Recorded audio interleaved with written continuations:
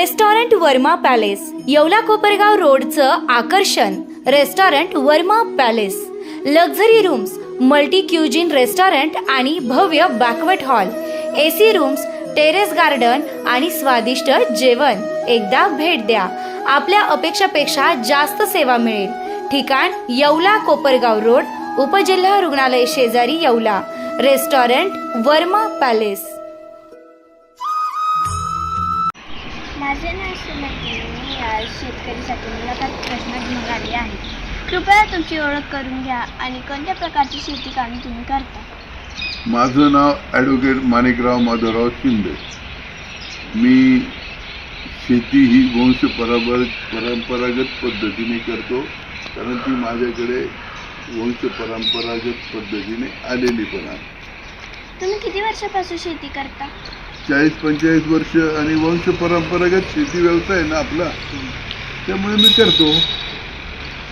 तुमचे काम समाजाला कसे मदत करते. मग शेतकरी हा समाजाकरताच असतो. शेतीवर तर सर्व देश अवलंबून आहे, त्यामुळे आपोआपच सर्वांना शेतीचा उपयोग होत असतो. तुम्ही शेती हा व्यवसाय का निवडला. तो परंपरेने आलेला आहे आणि मला आवड पण आहे त्यात.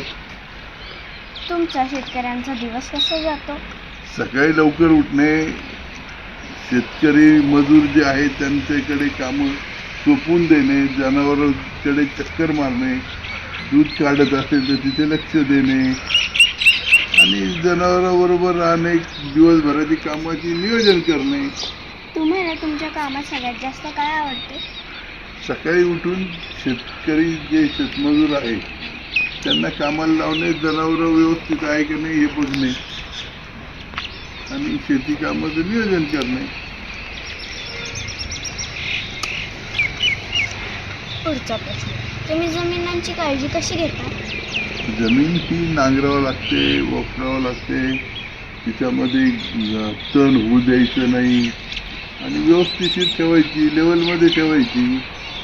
पिकांची किती हंगामे आहेत. 3, खरीप, रब्बी आणि उन्हाळा. तुम्ही तुमच्या शेतात कोणकोणती पिके घेता. कांदा, ऊस, मका हे पिकं घेतो. बाजरी, ज्वारी तर असतेच. तुम्ही तुमच्या शेतातल्या पिकांवर कोणते औषधं फवारता. नैसर्गिक पद्धतीने मी शेती करतो, रासायनिक औषध फवारत नाही. तुम्ही रासायनिक औषध का नाही फवारत. आणि प्रदूषण वाढतं आणि पिकाला ते त्यातनं शरीरात जातं माणसाच्या, त्यामुळे टाळतोय मी. धन्यवाद. आभारी आहे.